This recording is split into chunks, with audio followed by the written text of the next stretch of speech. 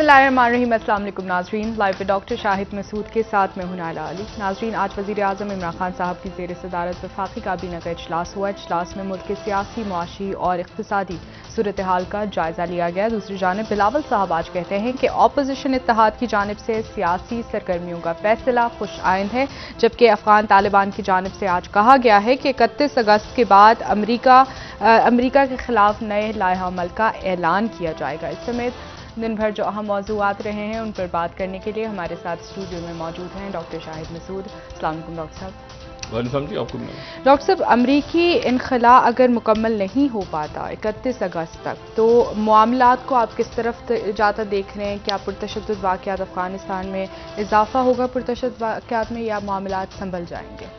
नहीं जी, मामला तो बेहतरी की तरफ जा रहे हैं, अल्लाह का शुक्र है। और आज जो है वो अभी कुछ देर पहले पेंटागन की तरफ से ये बाकायदा कह दिया गया है कि प्रेसिडेंट बाइडेन जो है वो तोसी नहीं चाहते।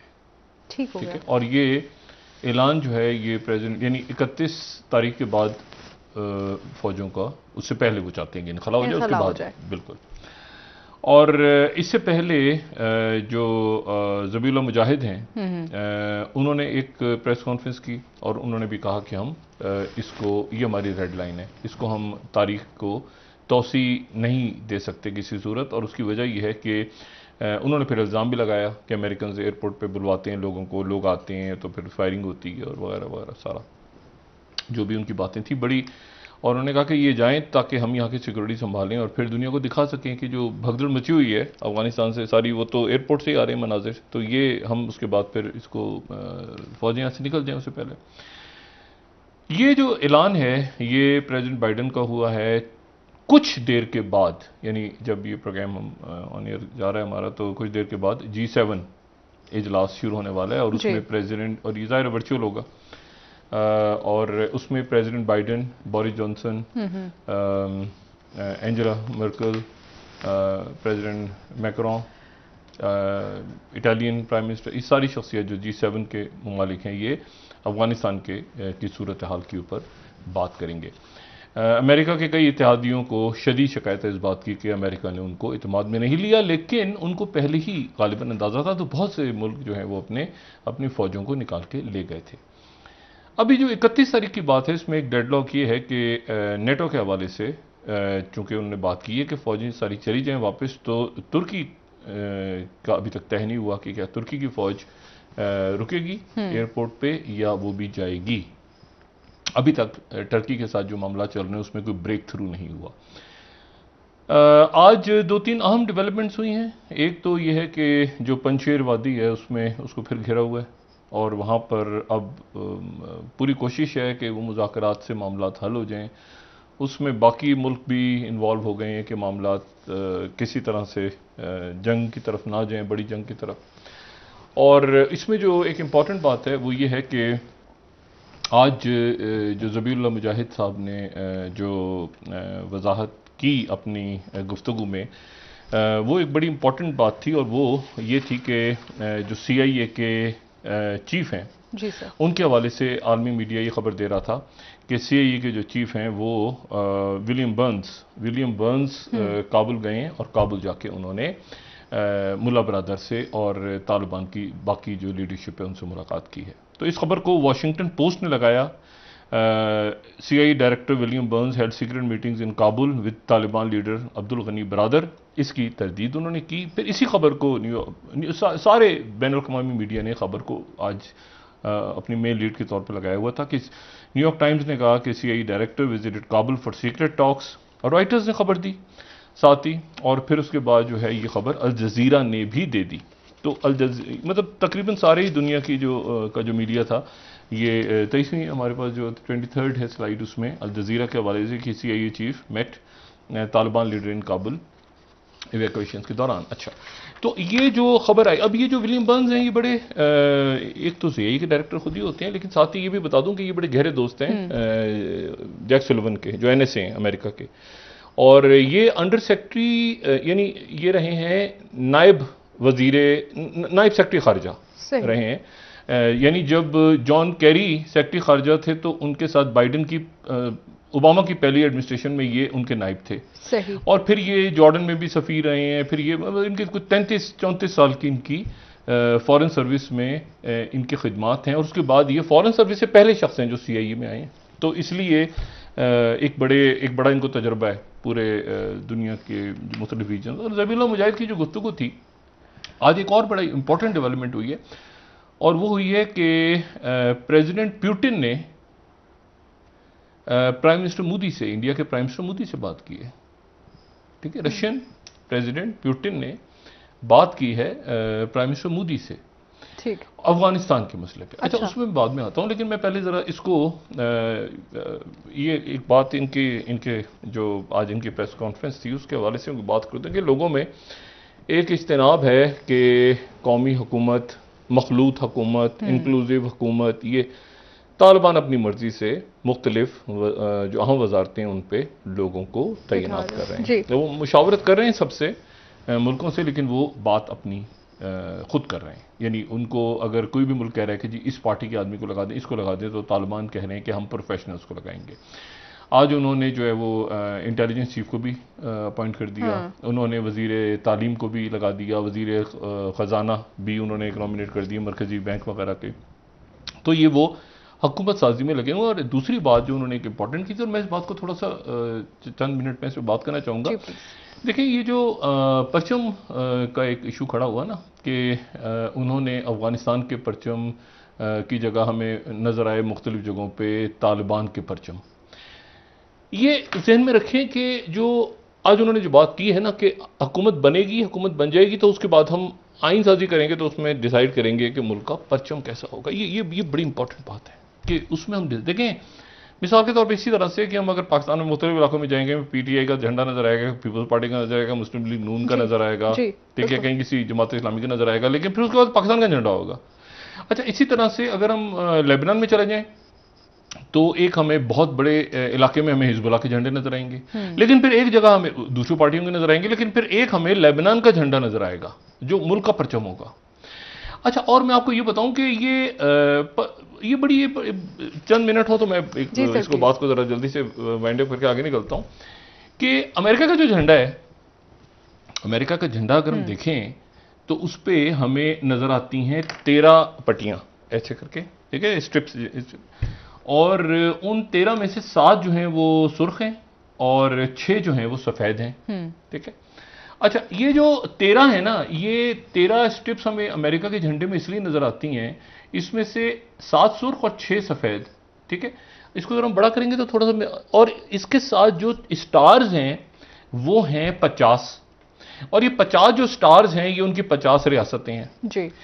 1777 1717 जी, उस दिन से लेके आज तक, जब ये जी 1777 ईस्वी जब ये झंडा बना था, सही, तो 13 रियासतें थीं, और 13 ही उसमें, ये 13 वो रियासतें थी जो असल अमेरिका था, जो खाना जंगी हुई थी ना बीच में, जो अमेरिका की 13 रियासतों ने आज़ादी हासिल की थी जी सर। 13 रियासतों की वो पट्टियां जो हैं वो डाल दी गई थी उस पर, और उसके बाद ये डिसाइड हुआ था कि जितनी रियासतें आती जाएंगी उतनी ही पट्टियों में इजाफा होता जाएगा। अब मसला ये हुआ कि अगर इसको पट्टियां बढ़ाते गए तो ये तो पूरा एक मील लंबा बन जाएगा। भाई कितनी पट्टियां, 50। तो आखिर में उन्होंने क्या तय किया कि उन्होंने जो एक तरफ पैट्रियट्स थे और एक तरफ रिबेलियंस थे, तो जाहिर है कि वो एक बड़ा, तो तय ये उन्होंने किया कि वो बजाय इसके कि वो पट्टियां बढ़ाएं रियासतों की, वो सितारे बढ़ाने शुरू कर दें। तो आखिरी दफा जो है वो 49 में ये हुआ कि हवाई उनका जो है वो शामिल हुआ, अलास्का आया, तो उन्होंने उसके बाद ये 50 रियासतें क्लोज हुई, और आप समझें कि 183 साल में उनके जो हैं वो ये 27 दफा झंडे तब्दील हुए। और ये जो झंडा है उनका मौजूदा झंडा, ये सबसे ज्यादा तवील अरसे से चल रहा है, कोई 61 साल से चल रहा है, 61 साल से, और 13वां सदर है जो बाइडेन, जो कि इस झंडे के साथ काम कर रहे हैं। वरना एक एक सदर के दौर में 2-2 झंडे, 3-3 झंडे तब्दील होते रहे, क्योंकि रियासतें आती जा रही हैं, शामिल होती है, तो यहां जाके वो ठहर गया अमेरिका का झंडा। अच्छा, अमेरिका के झंडे पे एक और बड़ी इंटरेस्टिंग बात है। देखिए, अमेरिका का जो झंडा है, अगर हम करंट झंडे को फोकस रखेंगे तो अच्छा होगा, ताकि हम जी, तो ये झंडा जो है, ये इस झंडे को इसमें इसको एक तो तय करने का तरीका होता है, वो हर मुल्क में होता है, एक तय, दूसरी तय, फिर ये झंडे की बड़ी एक अजमत होती है, बिल्डिंग्स पे लहरा रहा होता है।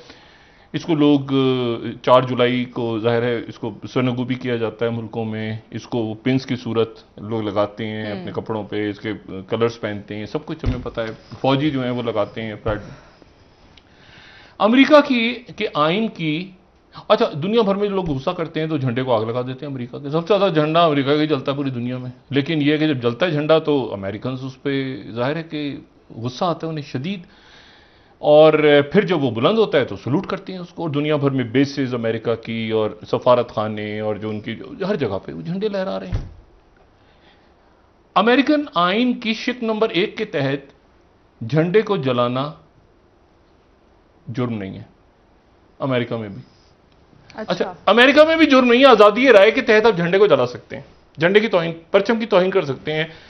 अच्छा, अब जो ट्रंप साहब जो हैं, ये उनके कॉन्स्टिट्यूशन जो है वो अजीब, उनको, अच्छा, ट्रंप इसके लिए तरमीम, जैसे वो गन्स है ना, गन्स का एक कानून, इस तरह परचम को आप खड़े होकर फेंक दें उठा के, कुछ नहीं होगा अमेरिका में। अच्छा, अब मसला ये है कि वो ट्रंप साहब ने एक ट्वीट कर दिया कि जी, उन्होंने कहा नोबडी शुड बी, क्या था ट्वीट, ये था 2016 में, nobody should be allowed to burn the American flag, if they do there must be consequences, perhaps loss of citizen और ईयर इन जेल, या तो शहरियत छीन लूंगा, जेल में डाल दूंगा। अगले दिन उनकी अदालत खड़ी हो गई, उन्होंने कहा ये तो खिलाफे आइन बात कर रहा है सदर अमेरिका का, तो ट्रंप साहब चुप हो गए। मतलब आप झंडे को जलाना वहां पर कोई जुर्म नहीं है आजादी राय के तहत।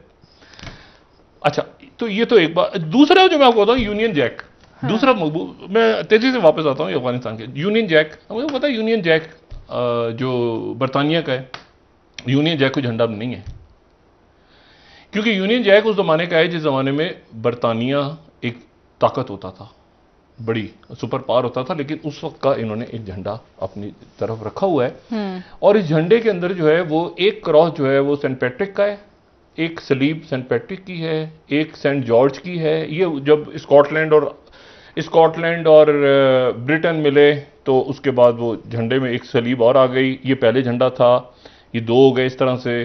फिर इसमें जो आयरलैंड के साथ वो मिले तो तीसरी सलीब आ गई बीच में, वो 3 करके क्रॉस हो गए। तो अब उसमें मसला ये है कि उसमें वेल्स नहीं है, क्योंकि वेल्स इन झंडों के बनने से पहले ही बरतानिया का हिस्सा बन गया था। तो असल में अगर आप देखें ना, मैं इस बात को इस तरह से बता के तेजी से आगे निकलता हूं, यूरोप के आप झंडे देखें, दुनिया के कुछ 64 मुल्क ऐसे हैं जिनके झंडों के ऊपर आपको मजहब की अलामात नजर आएंगी।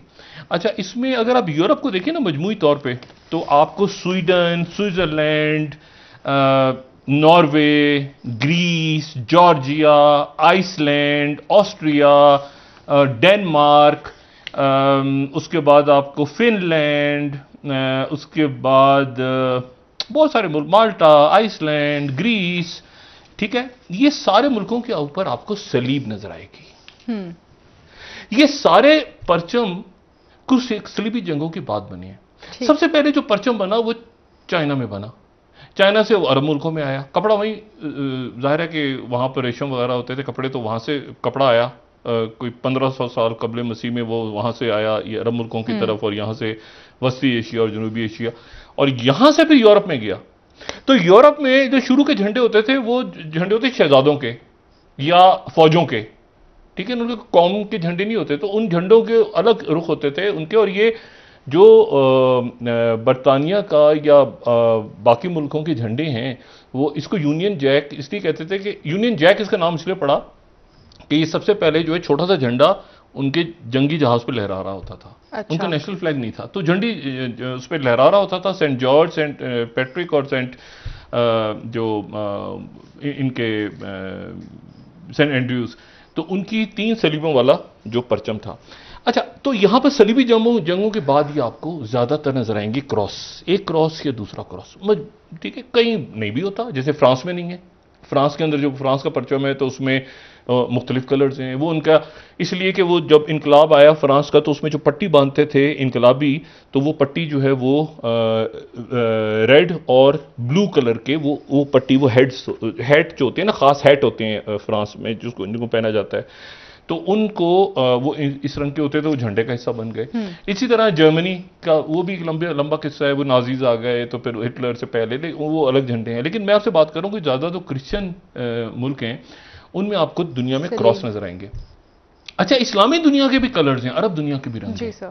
अच्छा, जो अरब दुनिया के रंग है ना, वो बड़ी एक इंटरेस्टिंग बात है कि सबसे पहले तो आप देखें कि जो नक्शा जो झंडा बनाया था शरीफ मक्का ने जब बगावत की सल्तनत उस्मानिया के खिलाफ वो खड़े हुए, तो उनका जो झंडा था ये होता है कि ज्यादातर 3 या 4 रंग होते हैं मुस्लिम मुल्कों के झंडों में। एक जो रंग है उसमें वो सुर्ख है, और सुर्ख रंग जो है वो शरीफ मक्का और हाशमी खानदान की वो कहते हैं कि नुमाइंदगी करता है। ये 4 रंगों के ऊपर मुस्लिम मुल्कों के अमूमन झंडे होते हैं। अमूमन हर मुल्क दूसरे अंदाज में बयान करता है, लेकिन जिस तरह अरब ममालिक में बयान होता है, मैं वो बात करूं मजमूई तौर पे, वो कहते हैं जो सुर्ख रंग है वो हाशमी खानदान का, क्योंकि शरीफ मक्का का जो था अपना यानी उससे पहले बगावत से या तो सुर्ख झंडा था। सफेद जो है वो झंडा था बनु उमैया का। ठीक। अच्छा, सब्ज जो है वो झंडा फातमी दौर का, और जो स्याह झंडा है वो अब्बासी दौर का। अच्छा, ये तमाम रंग जो हैं ये मतलब ये सुन्नत में है कि तमाम रंग रसूलुल्लाह सल्लल्लाहु अलैहि वसल्लम को पसंद थे। स्याह रंग भी पसंद था, सफेद भी पसंद था, सब्ज बहुत पसंद था उनको, और स्याह हमें पता है कमली के हवाले से आती हैं बातें, फिर सफ़ेद भी। तो ये मुख्तलिफ रंग जो हैं, तो इस्लामी मुल्कों के अगर आप झंडे देखें तो इस्लामी मुल्कों के झंडों में आपको अब आप देखने शुरू कर दें तो आपको अल्जीरिया का झंडा उठा लें, आप बाकी झंडे उठा लें तो आपको 3 इजिप्ट का झंडा उठा लें, ठीक है, आपको सफ़ेद ये जॉर्डन का देख लें, ये आप कुवैत का देख लें, ये 4 रंगों का, लिबिया का देख लें, ये फ़लस्तीन का देख लें, तो आपका हाशमी, ये आप सूडान का देख लें हाशमी, और इसमें जो हो गया वो फातमी दौर, बनु मैया का झंडा और अब्बासी। ये 4 कलर से आपको अमूमन मुसलमान मुल्कों के झंडों में यही नजर आते हैं। एक्सेप्शंस भी हैं, फिर उसमें वो ऐड कहीं पे अल्लाह अकबर लिखा है, कहीं पे कलर्स ऊपर नीचे हो गए, कहीं ये सारे, और इसी को तो इस्लामी मुल्कों में ये कॉम्बो है कलर्स का, ठीक है ना। अब सारे झंडे आप देखें, आपको ये कलर नजर आ रहे हैं नहीं, 4 रंग, ठीक है ना। बड़ा कम ऐसा होगा आपको नीला रंग नजर आ जाए, आपको पीला रंग नजर आ जाए, अब नहीं, ये 4 रंग ही नजर आएंगे आपको ज्यादा। अब वजूहात वो अलग बयान करते हैं, ठीक है ना। जैसे पाकिस्तान में हम कहते हैं कि अक़लियतों के लिए सफेद है, सब्ज इसलिए, लेकिन कॉम्बिनेशन यही है।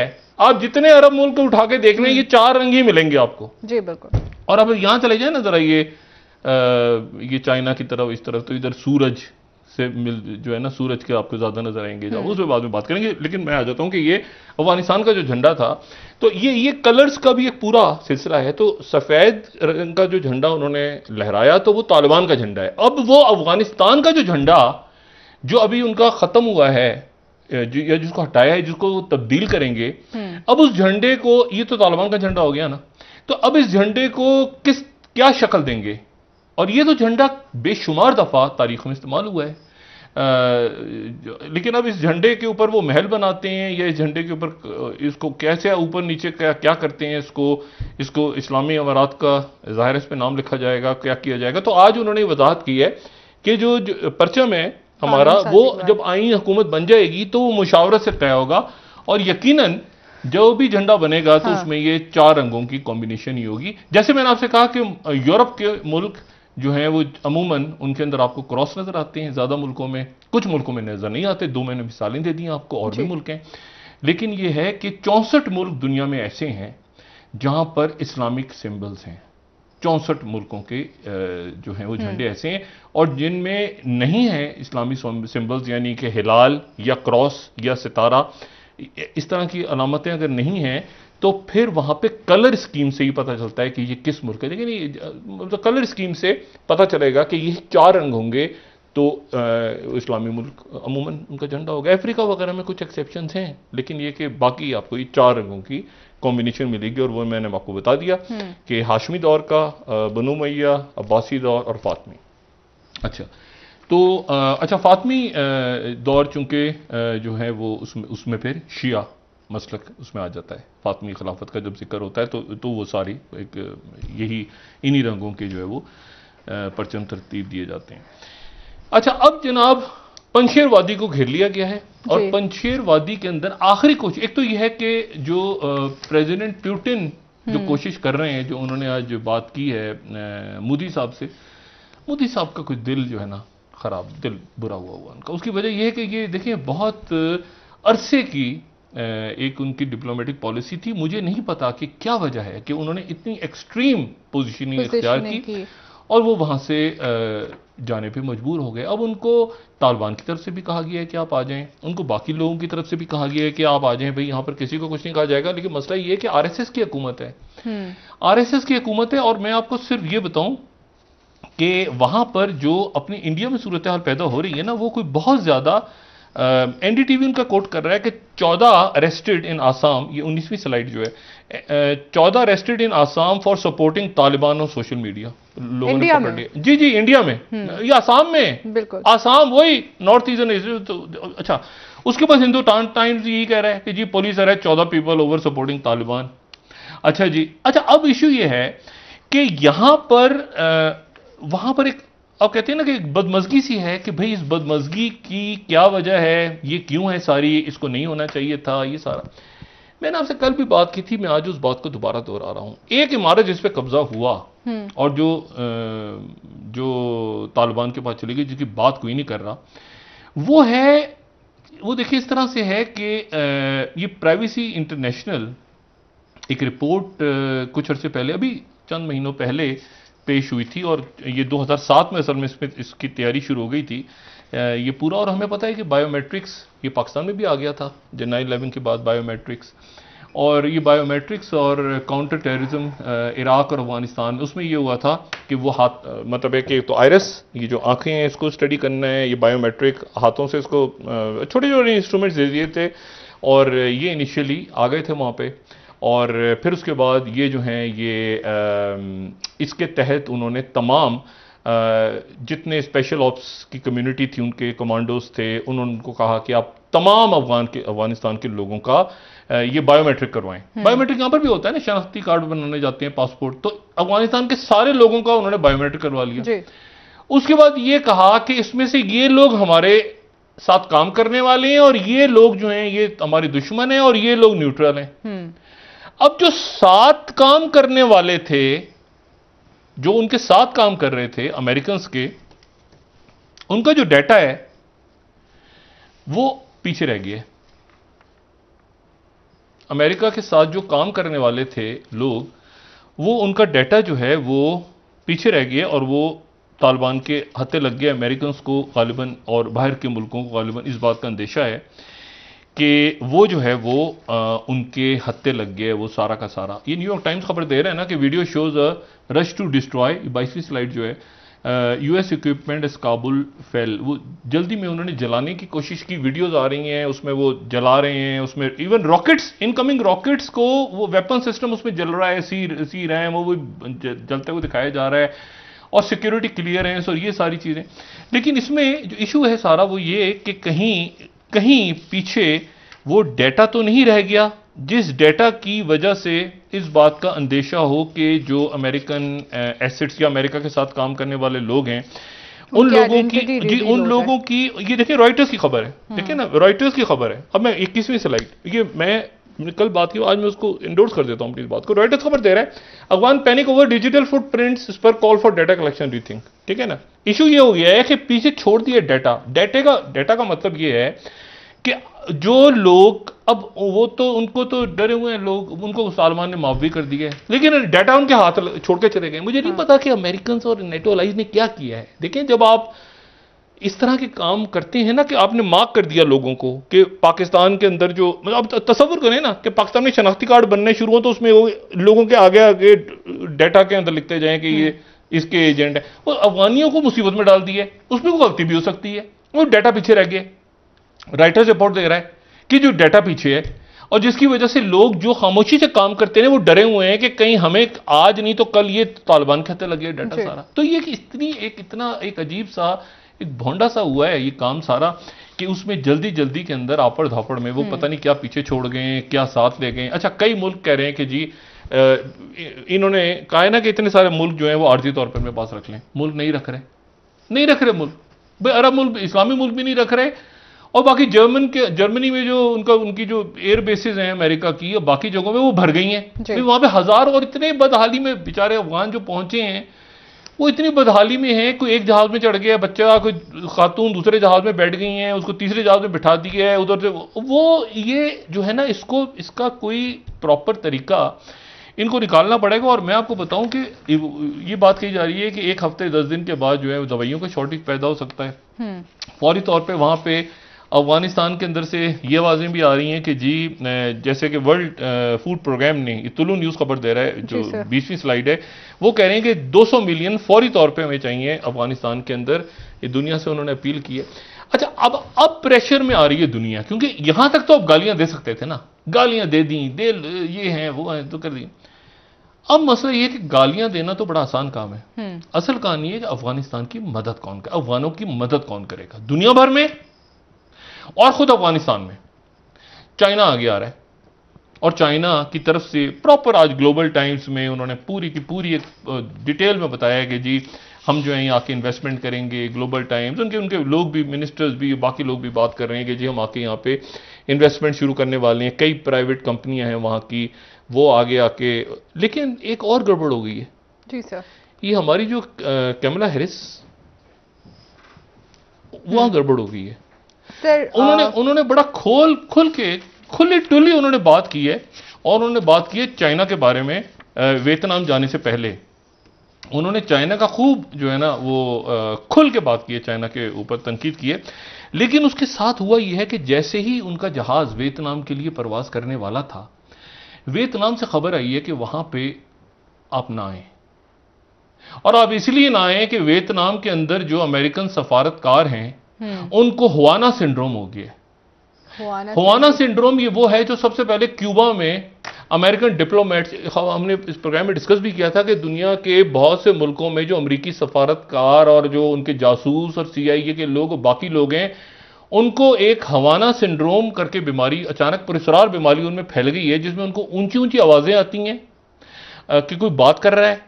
अच्छा, वो ऊंचा बोलते हैं, उनके सर में दर्द होता है, उनको चक्कर आते हैं। ये इसको नाम दिया हवाना सिंड्रोम का।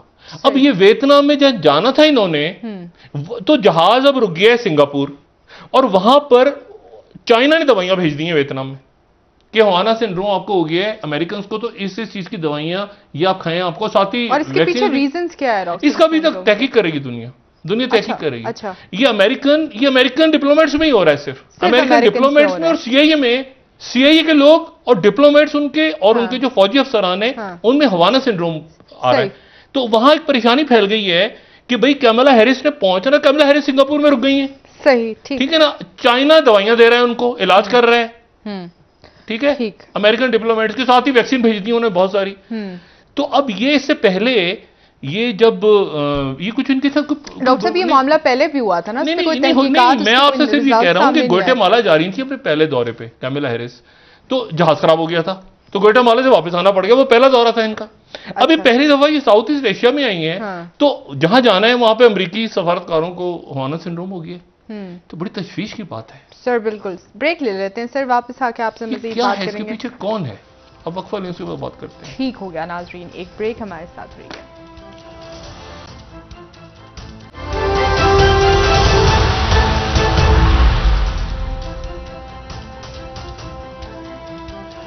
वेलकम बैक नाजरीन। जी डॉक्टर साहब, अफगानिस्तान से ये भी कहा जा रहा है कि CIA के डायरेक्टर की मुल्ला अब्दुल गनी बिरादर से भी मुलाकात हुई है। नहीं, तरदीद हो गई है। तरदीद हुई है। ज़बीउल्लाह मुजाहिद साहब ने कहा है कि ये जो वेस्टर्न मीडिया में और अरब मीडिया में जो खबरें आ रही हैं उसकी तरदीद उन्होंने कर दी है। ठीक। अच्छा, तो लेकिन ये जो हवाना सिंड्रोम के हवाले से बात हुई है ना, हवाना सिंड्रोम के हवाले से मैं आपको सिर्फ ये बताऊं, देखें कि अभी ये बड़ी एक पुरस्कार सी बात है। ये हुआना सिंड्रोम जो है इसको सारा जो अमेरिकन मीडिया है वो इसको रिपोर्ट कर रहा है, और ये इसकी जो टाइमिंग्स हैं, मिसाल के तौर पे ABC न्यूज़ अभी बता रहा है, अगर हमारे पास मुख्तलिफ हों खबरें तो मुझको बता हुआना सिंड्रोम, ये जो हुआना सिंड्रोम जैसे ABC न्यूज़ दे रहा है कि possible case of Havana syndrome in Vietnam delays vice president Harris visit. ठीक है, अच्छा इसी तरह से उसके बाद USA टुडे ने भी ब्रेक कर दी खबर। ठीक है, पॉसिबल, अच्छा AP ने, एसोसिएटेड प्रेस कह रहा है कि Havana syndrome case delays Harris trip to Vietnam. अच्छा ये जो हुआना सिंड्रोम है 2016 में आया था सामने। ये हुआना सिंड्रोम 2016 में, चूंकि हुआना क्यूबा में ही सबसे पहले वो जो अमेरिकन डिप्लोमेट्स और CIA के जो अफसरान थे और फौजी अफसरान, और ये हुआ कि शदीद सर का दर्द और उसके बाद नौजिया, वॉमिटिंग वगैरह, बुखार, और साथ ही फिर नाक से खून। अच्छा अब इसकी वजूहात शदीद सर में, और मैंने कहा आवाज़ें ज़ोर से आ रही हैं और ज़ोर से बोलना पड़ रहा है, और ये यानी सर के अंदर सर का प्रॉब्लम है बेसिकली, जो सर में कुछ हो रहा है ये हुआना सिंड्रोम में, यानी कोई लंग्स या फेफड़ों का नहीं, सर में प्रॉब्लम है। अच्छा अब उसकी जो डॉक्टर्स अभी तक जितनी रिसर्च हुई है वो कहते हैं कि ये हाई फ्रीक्वेंसी की ये जो वेव्स हैं, ठीक है, वो या तो बराह रास्त ये स्कल को क्रॉस करके, हड्डी को क्रॉस करके दिमाग तक पहुंचाई जा रही हैं किसी तरीके से, या यह है कि ब्लड के थ्रू वो जा रहे हैं और एयर एम्बोलाई बना रहे हैं, और एयर एम्बोलाई फिर जाके ब्रेन के अंदर सेल्स को डैमेज कर रहे हैं। लेकिन डॉक्टर्स का अभी तक जितनी रिसर्च है वो कह रहे हैं कि ये बायोवेपन है, बायोवेपन है, ये एक हथियार है। ये अभी तक जो रिसर्च हुआना सिंड्रोम पे हुई है कि वो कह रहे हैं ये हथियार है जो कहीं से स्पेशल हाई फ्रीक्वेंसी वेव्स को, जितना भी मटेरियल पड़ा इसके ऊपर वो यही कह रहा है, ठीक है, हुआना सिंड्रोम पे, कि वो बराह रास्त लोगों को टारगेट करके उनकी जहन को एग्जैक्टली, और वो जहन जो दिमाग है, देखिए ना, यानी वो वियतनाम में अभी ये कोई भी तो बात नहीं ना, वो वियतनाम में वेट कर रहे हैं डिप्लोमेट्स कि हमारी वाइस प्रेसिडेंट आ रही है, वियतनाम के अंदर इश्यूज बहुत सारे मसाइल जो रीजन के हैं वो डिस्कस करने हैं, वहाँ पे उन्होंने साउथ चाइना सी के हवाले से पॉलिसी देनी है, ट्रेड के हवाले से पॉलिसी देनी है उन्होंने, और अचानक जिस मुल्क में जाना है ये वियतनाम में रुक गई क्योंकि वहाँ हुआना सिंड्रोम नहीं, ये डेडली खून आ जाता है, नाक से डेथ भी, अभी तक डेथ के केसेस तो नहीं आए सामने, लेकिन ब्लीडिंग एक्सट्रीम केसेस में हुई है। सही। और चूंकि मैंने आपसे कहा ना कि ये ऐसा तो नहीं है कि जुकाम हो गया, खांसी हो गई, कोई ऐसे नहीं, क्योंकि वो शदीद दर्द है, शदीद दर्द है, और वो जो यानी आप समझें कि वो जो न्यूरॉन्स हैं उनके अंदर जो मतलब उनके अंदर शदीद किस्म की डिस्टर्बेंस है। अब मसला ये कि वो वहाँ पर रुक रही हैं आज रात को, तो अब या शायद रात में तो ट्रैवल अमूमन नहीं होता, या शायद वो करें यहाँ पे, मैं नहीं जानता, लेकिन बात बहरहाल तशवीशनाक है। अच्छा अब इसमें पंशेर वाले से ये खबरें आ रही हैं कि उनकी शराइत नहीं मान रहे, अहमद मसूद जो है वो साथ साथ बयान भी दे रहे हैं और साथ साथ ये भी कह रहे हैं कि एक तो लड़ने के बयान दे रहे हैं, साथ साथ शराइत भी आयद कर रहे हैं।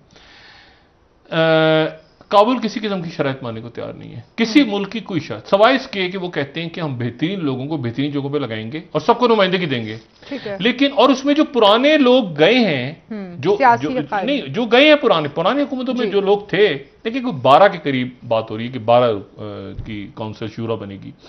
अच्छा अब इशू ये वो कह रहे हैं कि पुराने लोगों में से भी जो अच्छे लोग हैं उनको हम लगाएंगे दोबारा, लेकिन हम पर्चियां नहीं लेंगे कि इस पार्टी की तरफ से ये आदमी आ गया, ये आदमी सिफारिश आएगा, जो कि असल में बहुत सारे मुल्क, पाकिस्तान की तरफ से क्या पॉलिसी है और चाइना की तरफ से और रशिया की तरफ से मैं नहीं जानता कि जो इंक्लूसिव गवर्नमेंट कह रहे हैं तो क्या कह रहे हैं, लेकिन मैं इतना जरूर जानता हूं कि तालिबान ये कह रहे हैं कि हम वहां पर बेहतरीन लोगों को, ऐसे लोग जो कि अपने अपने शोबों में बेहतरीन होंगे, उनको हम लगाएंगे, हम किसी और से हम ये नहीं, क्यों हम एक मुल्क से सुनेंगे तो 4 मुल्कों की और सुननी पड़ेगी, 4 मुल्कों की सुनेंगे तो फिर सब शराइत रख देंगे कि भाई IMF कह रहा है 10 आदमी हमारे ले लो तो फिर हम पैसे दे देंगे, तो उधर से वो ये कह रहा है, तो वर्ल्ड बैंक कह रहा है, मैंने कहा बंदे हम और एजुकेटेड लोग बाहर के जो दुनिया के साथ इंटरेक्ट कर सकें या अफगान, उनको हम दावत दे रहे हैं कि वो आके इन ओहदों पर बैठ जाएं।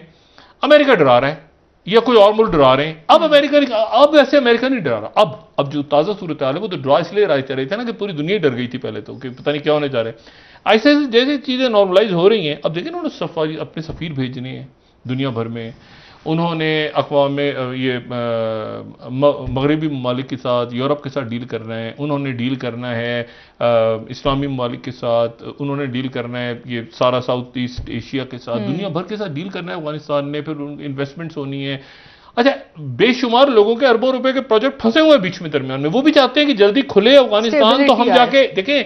मैं अगर एक यूरोप की कंपनी हूं और मेरा काम चल रहा है, अफगानिस्तान में काम रुक गया, तो मेरा पैसा फंस गया ना। मैं भी चाहूंगा कि भाई बोरिस जॉनसन किसी तरह से मामला तय करें, कि यूरोपीय ममालिक तय करें, तो काम तो शुरू हो ना।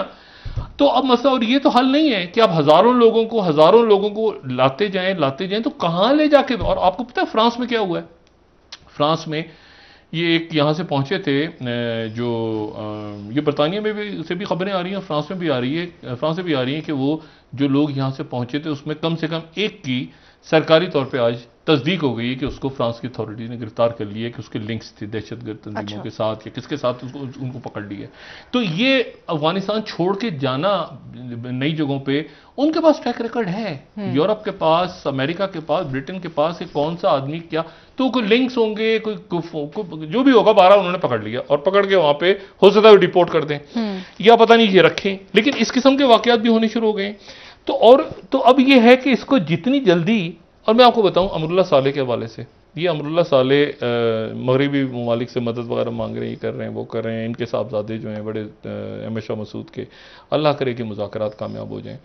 अमरुल्लाह सालेह के हवाले से जो उनके पीछे लश्कर जा रहे हैं, उनके अंदर माफ़ी वाली कोई बात नहीं है। और वो ये कह रहे हैं कि अमरुल्लाह सालेह, अहमद शाह मसूद के बेटे तो शायद आ जाएं पॉलिटिकल प्रोसेस में, लेकिन अमरुल्लाह सालेह के हवाले से वो कहते हैं कि इनको हमने माफ़ किया था, ये भाग गया, उसको हम हमारे हत्या लगा तो हम उसको मार देंगे। सीधी सीधी बात कर रहे हैं वो। लेकिन ये कि जो क़यादत है काबुल में, वो अभी ये चाहती है कि अमरुल्लाह सालेह को भी एमनेस्टी मिल जाए। अब अमरुल्लाह सालेह लड़ते हैं तो दूसरी साइड पे देखिए ना, कहीं से तो हेलीज आएंगी ना उनको खाना देने के लिए, तो कौन हेलीकॉप्टर से खाना देगा उनको? पहले तो हालात दूसरे थे। पहले तो ये था कि रशिया शुमाली इत्तेहाद के पीछे था, ठीक है, 90 की दिहाई में उज़्बेकिस्तान था। अमरुल्लाह सालेह तो रहते ही ताजिकिस्तान में था ना। ताजिकिस्तान में जो एम्बेसी थी अफगानिस्तान की, वहां पर ये एज ए स्पाई काम कर रहा था। तो बात यह कि वो मुल्क तो सारे अफगान रशिया बैठा हुआ है, और वो किसी सूरत नहीं चाहते कि रशिया के यहां पर हमारे ये जो वस्ती एशियाई रियासतें यहां पर गड़बड़ो अफगानिस्तान की। तो अब खाना कौन देगा? अच्छा, अभी अजीब किस्म की बात है कि उनको असला ले गए, बहुत सारा लोग ले गए। भाई ऐसे नहीं हो रहा। दुनिया जो है बड़ी, आप अशरफ गनी जैसे बंदे को फेंक दिया उठा के अमेरिका ने, देखिए ना।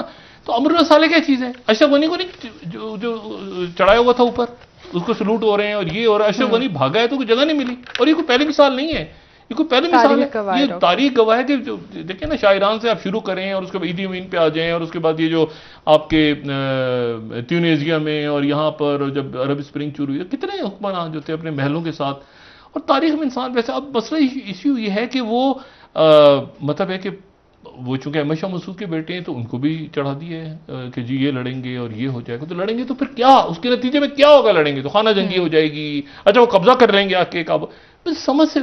तो उधर से रशिया, टर्की, सारे ममालिक कोशिश कर रहे हैं, ईरान, कि ये किसी तरह से अफवाह व तफहीम से मामला हल हो जाए, लेकिन इसको ज़्यादा तूल नहीं दिया जा सकता। एक आध दिन के अंदर वहाँ जो कुछ होना है वो हो जाएगा। अल्लाह से दुआ है कि वहाँ पे मुज़ाकरात के जरिए मामला हल हो, वरना अमरुल्लाह सालेह को तो, इनके बेटे को तो शायद वो पकड़ लें, और अगर मुज़ाकरात नाकाम हो जाते हैं उसको मार देंगे। ठीक हो गया, एक ब्रेक ले लेते हैं, क्योंकि वो जो निकला है ना पीछे से डेटा वेटा, वो भी सारा अमरुल्लाह सालेह का उसमें काफ़ी काम है। अच्छा जी, अमरुल्लाह सालेह साहब ने काफ़ी भर्तियाँ की हुई हैं उसमें। सही सर, ब्रेक ले लेते हैं, वापस आके आपसे मजीद बात करेंगे। नाज़रीन, ब्रेक, हमारे साथ रहिए।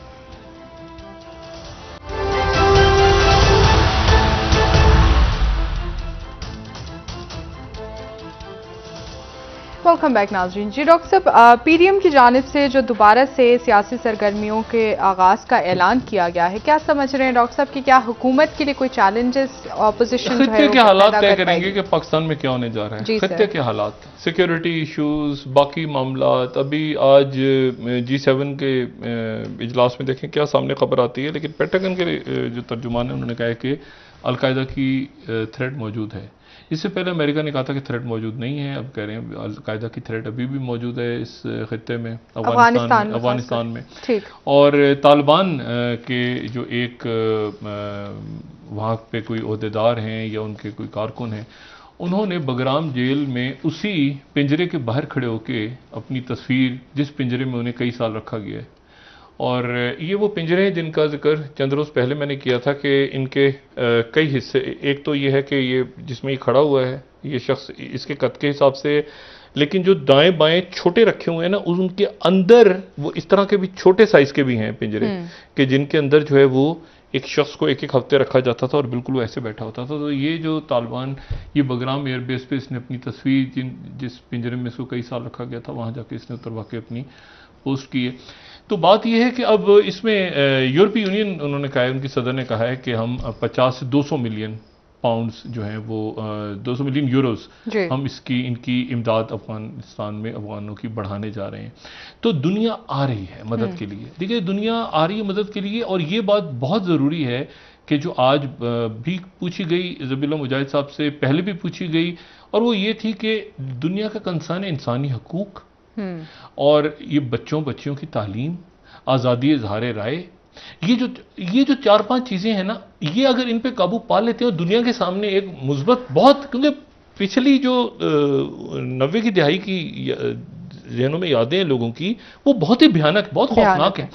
तो अब अगर ये इस तरह से आगे जैसे चल रहे हैं, और अब देखें आज जो बात सबसे अहम बात क्या कि 10 दिन हो गए आज, 10 दिन में कोई खुदकुशी हमला नहीं हुआ, बिल्कुल 10 दिन में कोई धमाका नहीं हुआ, 10 दिन में कहीं जाने नहीं गई, कोई ड्रोन अटैक नहीं हुआ, कोई गोलियां नहीं चली, कोई फौजी गाड़ियां नहीं घूम रही सड़कों, कुछ नहीं हुआ।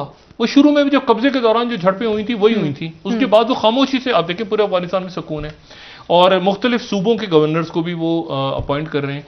तो बात यह है कि अब इसी तरह से, और आज जो प्रेस कॉन्फ्रेंस हो रही थी, ये बच्चियां भी स्कूल जा रही हैं, आज प्रेस कॉन्फ्रेंस में खवातीन सहाफ़ी भी बड़ी तादाद में मौजूद थी जो ज़बीलों में, तो ऐसे ही आगे देखिए बच्चियां स्कूल जा रही हैं, स्कूल खुल रहे हैं, तो आहिस्ता आहिस्ता ये नॉर्मल हो रही है। वरना तो यहाँ धमाके होते थे, ये धमाके से 200 लोग मर गए, 150, इतनी बड़ी तादाद हो, वो उन्होंने वो भी हटा दिए, बैरिकेड्स हटा दिए, सड़कें खोल रहे हैं। तो आहिस्ता आहिस्ता जिंदगी नॉर्मल वहां हो जाए, अल्लाह करे, सफारती ताल्लुकात दुनिया से बालो, खित्ता अमन की तरफ जाए, और इंडिया भी इसमें इन्वॉल्व हो, बजाय इसके कि वो पुरानी अपनी बात। मैं हमेशा कहता हूँ कि सबसे इंपॉर्टेंट ब्लॉक दुनिया में ये सार्क था, जो बदकिस्मती से खराब हुआ है। सार्क ही जनूबी एशिया, इसके साथ सेंट्रल एशिया को जोड़ते हैं, इसके साथ फिर आप ये मतलब बस वो ऐसी, मैं उम्मीद करता हूँ कि आने वाले दिनों में मुख्तलिफ ममालिक जो हैं एक दूसरे के साथ अच्छी बात करेंगे सफारती महाज पे, और ये जो ख्वाम की जिद है उसके नतीजे में शिद्दत पसंदी और मिलिटेंसी, और ये इससे निकलेंगे। हाँ, जंगें करनी है किसी और अंदाज में, ठीक है ना, मुकाबला करें, कम्पीट करें, ठीक है ना, कम्पीट करें तो वो बड़ा अच्छा लगता है। लेकिन ये है कि दहशत गर्दी और ये लोगों की जाने जा रही हैं, और इल्ज़ाम तराशी और ग्रे जोन, भूख से मरे हैं लोग। बहुत शुक्रिया डॉक्टर साहब, बहुत बहुत शुक्रिया। नाज़रीन, प्रोग्राम का वक्त खत्म हुआ, कल इंशाल्लाह दोबारा आपसे मुलाकात होगी। मुझे नाइला अली को इजाज़त दीजिए, अल्लाह हाफ़िज़। जी डॉक्टर साहब, अपने दोस्तों रिश्तेदारों को के लोगों का सब ख्याल रखिएगा, अल्लाह हाफ़िज़।